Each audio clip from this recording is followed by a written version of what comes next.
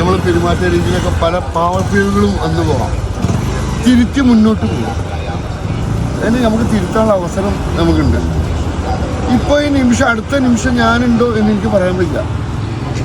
നമ്മൾ എന്തുവരെ മരിച്ചു, നല്ലൊരു പെരുമാറ്റം ഉണ്ടാകുമ്പോൾ ആ മനുഷ്യൻ മരിച്ചു കഴിഞ്ഞാൽ എന്താണ്, നല്ലൊരു മനുഷ്യൻ്റെ അംശത്തിക്ക് അദ്ദേഹം മരിച്ചു. അപ്പോൾ നിങ്ങളെ കൽബിൽ ആ പ്രാർത്ഥന ഉണ്ടാവും.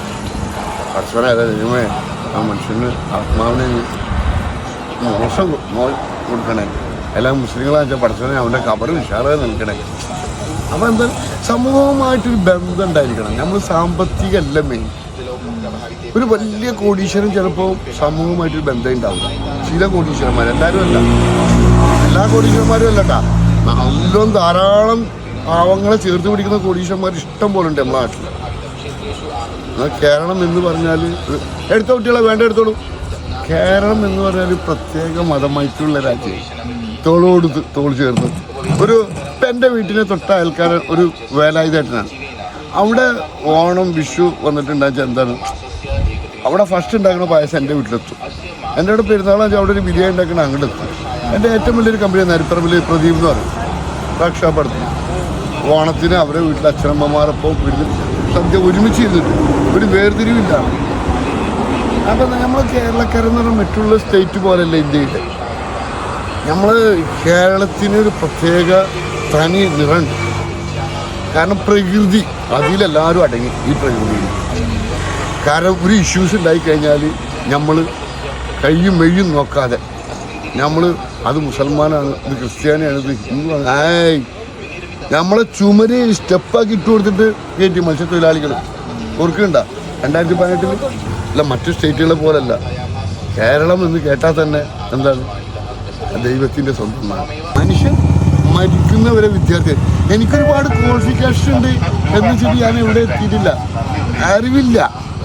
പിന്നെ അറിവ്, മനുഷ്യൻ മരിക്കുന്നവരെ ഇങ്ങനെ ഓരോ വിജ്ഞാനം അറിവ് കിട്ടിക്കൊണ്ടിരിക്കുകയാണ്.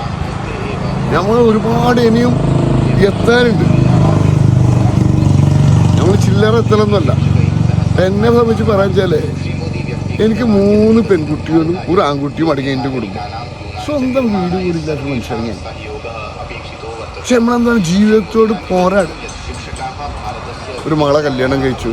ഇനിയിപ്പോൾ ഒരു നഴ്സിങ്ങിന്, ആയുർവേദ നഴ്സിങ്ങിന് ഒരു കുട്ടി പഠിക്കുന്നുണ്ട്, ഒരു കുട്ടി 10ാം ക്ലാസ്സിൽ പഠിക്കുന്നുണ്ട്.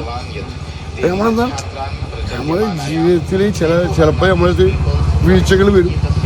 അതിൽ നിന്ന് നമ്മൾ എന്താവണം, മനസ്സിലാക്കിക്കൊണ്ട് വീണ്ടും മുന്നോട്ട് നമ്മൾ നയിക്കണം. നല്ല നല്ല സുഹൃത്തുക്കളുണ്ട് എനിക്ക്. അവരുടെയൊക്കെ ഒരു ഫലമാണ് എൻ്റെ നല്ല നല്ല കുടുംബാദികളുണ്ട് നമ്മളെ റിലേറ്റീവിൽ. പിന്നെ തിരിഞ്ഞു നോക്കാത്ത ആളുകളുമുണ്ട്. നമ്മളെ കണ്ടാൽ ചിലപ്പോൾ കാഴ്ച പരിമിതിയുള്ള ആളാണ് ഞാൻ. ചില ആളുകൾ നമ്മളെ കണ്ടു കഴിഞ്ഞാൽ അവർക്ക് കണ്ണ് കാണില്ലല്ലോ, കാഴ്ച പരിമിതി ഉണ്ടല്ലോ. അപ്പോൾ അവർ നമ്മൾ കണ്ടിട്ടുണ്ടാവും, നമുക്ക് മനസ്സിലായിട്ടുണ്ടാവും ഇത് വിഷ്ണുവാണ്, അല്ലാതെ അനസ്സാണ്, അല്ലാതെ ഇന്ന ആളാണ് എന്ന് നമുക്ക് കറക്റ്റ് ദൈവം നമുക്കൊരു പ്രത്യേക കഴിവെന്നുണ്ടാവും, മനസ്സിലാക്കിയിട്ടുണ്ടാവും. അവർ കാണും. മുഖമൂടിയാണ് മനുഷ്യൻ, അതുണ്ടാകാൻ പാടില്ല. മുഖം പൊളിച്ച് എഴുതണം, മുഖംമൂടി പൊളിച്ച് എഴുതണം. നമ്മൾ സമൂഹത്തിൻ്റെ ഇടയിലേക്ക് നമ്മൾ ഇറങ്ങിച്ചെല്ലണം. നിങ്ങളൊക്കെ ഭാവിയുള്ള കുട്ടികളാണ്. നമ്മളെ കത്തിക്കൽ കഴിഞ്ഞു. ഇപ്പോൾ 19 വയസ്സായി. 1969 എൻ്റെ ഡേറ്റ് ഓഫ് ബർത്ത്. അപ്പോൾ നമ്മളെ കത്തിക്കലൊക്കെ ഏകദേശം 19 വയസ്സായി. 2-3 അറ്റാക്ക് കഴിഞ്ഞു. നമ്മളെ കത്തിക്കൽ കഴിഞ്ഞു, ഏകദേശം ആയി. രോഗിയാണ്. എന്നാലും നമ്മളെന്താണ് ജീവിതത്തോട് പോരാടുകയാണ്. രോഗിയായി കിടന്നു കഴിഞ്ഞാൽ ആ മനുഷ്യൻ പോയി. രോഗിയെന്ന് കൽബിൽ തോന്നാൻ പാടില്ല, കൽബിന് രോഗം ഉണ്ടാകാൻ പാടില്ല. നമ്മളെ ശരീരത്തിന് ചിലപ്പോൾ രോഗം ഉണ്ടാവും. നമ്മളെ ആരോഗ്യം പഴയമാതിരി ക്ഷയിച്ചിട്ടുണ്ടാവില്ല. ഞാൻ നല്ലൊരു കൺസ്ട്രക്ഷൻ ഫീൽഡായിരുന്ന 10-25 പണിക്കാർ വെച്ച് പണിയെടുപ്പിച്ചിരുന്ന ഒന്നും ഉണ്ടാക്കിയില്ല. കുട്ടികളെ അന്തസ്സാക്കി നോക്കി, ഒരാളെ മുന്നിൽ പറഞ്ഞേക്കാതെ അവരെ വളരെ നല്ല രീതിയിൽ അവർ സംരക്ഷിച്ചു. പിന്നെ വയ്യാണ്ടായപ്പോൾ നമ്മളെ പലരും സഹായിച്ചിട്ടുണ്ട്. നല്ല സംഘടനകൾ. നമ്മളെ ജീവിതമൊക്കെ എന്ന് പറഞ്ഞാൽ ഇങ്ങനെയൊക്കെയാണ് കുട്ടികളെ.